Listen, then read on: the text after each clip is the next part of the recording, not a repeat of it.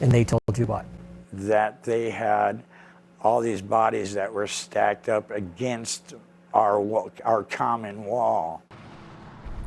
It is an allegation from a neighboring business of a now closed funeral home as hundreds of families want answers about what happened to their loved ones.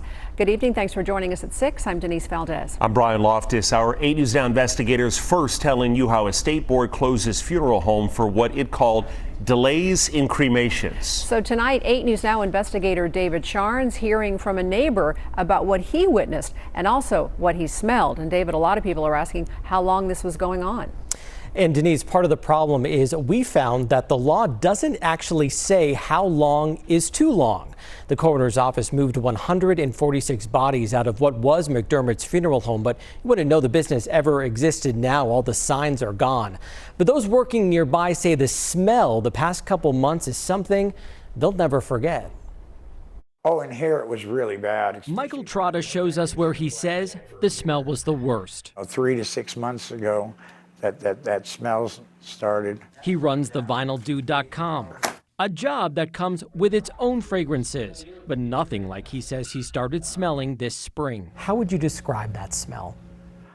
Like just disgusting. It was just like very strong and like just a pungent dirt type smell. The smell, he believes, coming from the funeral home and crematory next door, McDermott's, a business essentially now erased from all existence. A business whose website now directs customers to the coroner's office. But one Internet Archive show charged about $1,000 for a direct cremation, more than $3,000 for a traditional burial. 2 weeks ago, the Nevada Funeral Board shut it all down. Only the 8 News Now investigators there as the coroner's office removed 146 bodies from it. Trotta watching from the parking lot. And they told you what?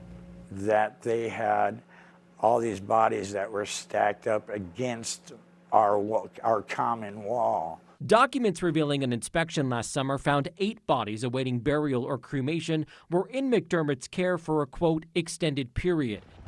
An inspector finding coolers with bodies leaking blood and other fluid. One body there for more than 8 months. Another lying in an open box with no lid. Documents the 8 News Now investigators obtained say police located, quote, approximately 110 improperly stored deceased bodies as they helped the coroner remove them. Bodies Trotta believes were right on the other side of that wall. What does that mean to you that those people were right there?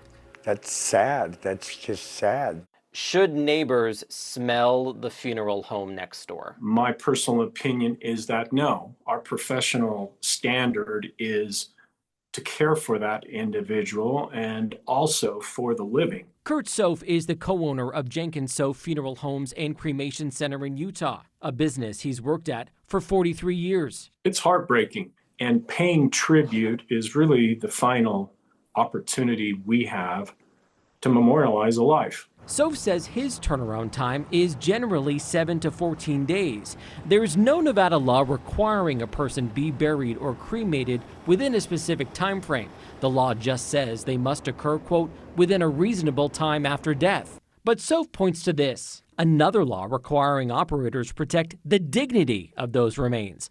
Otherwise, he says, things can turn south. The change in a human body can occur quite rapidly.